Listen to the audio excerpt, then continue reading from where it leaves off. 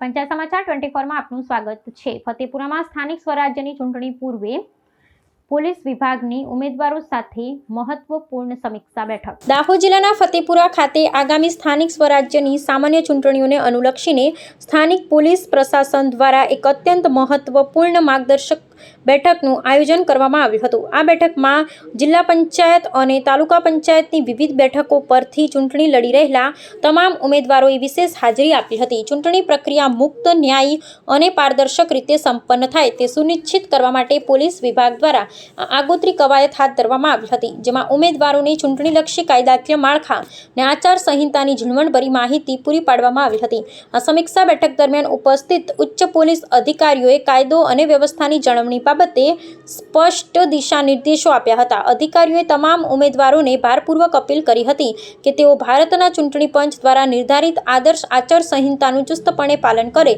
અને પોતાના સમર્થકોને પણ તે માટે નિર્દેશિત કરે। વધુમાં કોઈપણ પ્રકારની ગેરકાયદેસર પ્રવૃત્તિ, મતદારોને પ્રભાવિત કરવાના પ્રયાસો કે શાંતિ ડહોળવાના કૃત્યોથી સદંતર દૂર રહેવા તાકીદ કરવામાં આવી હતી। આ ઉપરાંત ચૂંટણી પ્રચાર દરમિયાન અને મતદાનના દિવસે સંપૂર્ણ શાંતિ જાળવી રાખવા વહીવટી તંત્રને સહકાર આપવા માટે પણ ઉમેદવારો પાસેથી ખાતરી માંગવામાં આવી હતી।